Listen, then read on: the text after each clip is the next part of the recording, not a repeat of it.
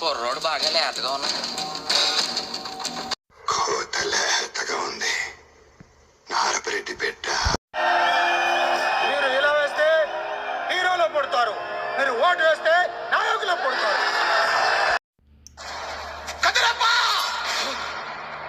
మంది లేరా, కత్తులేవా? అయితే నువ్వు కొన్నాళ్ళు బయట తిరగకుండా ఉండటం మంచిది. ప్రస్తుతం నేను చేసేది అదే కదా. ఇదే ఊరు. ఈ ఊరు కాదులేమ్మి. అడిగావు కాబట్టి చెప్పలేదు రామ్మ. నేను నమ్మాను కాబట్టి చెప్పాను. అది కదా నేను నమ్మిన వాళ్ళని వదులుకోవటం మాకు అలవాట్లేదు. మీ తాత ఇప్పుడు ఎస్ఐ దగ్గరికి వెళ్ళాడు. నేను నిన్న సాయంత్రం వెళ్ళి 10,000 ఇచ్చి వచ్చాను. ఇప్పుడు ఆడు వస్తాడు, నాకు షేక్ హ్యాండ్ ఇస్తాడు. నువ్వు 10,000 ఇచ్చిన ఎస్ఐకి నేను ₹1,00,000 ఇస్తాను. ట్రాక్టర్ తిరగబడి చచ్చిపోయామని రాసేస్తాడు.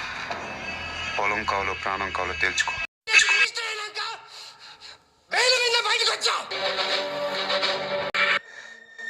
నిన్ను చంపే జైలుకి నేను పోతా. మా అత్త మినిస్టర్ అయినాక బెయిల్ మీద బయటకు వస్తా. ఈ ఆప్షన్ నీకే కాదు, నాకు కూడా ఉంది. నాన్నది దాని గొట్టంలో ఏదైనా అడ్డం ఉంటే గుండు వెనక్కి పెడుతుంది. ఈ కథ పేరు మొండి కత్తి.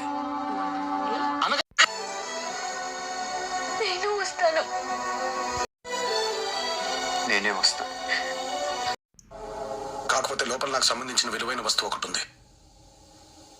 ఇప్పుడు చూడ్డానికి వెళ్తున్నాను, తర్వాత వచ్చి తీసుకెళ్తాను.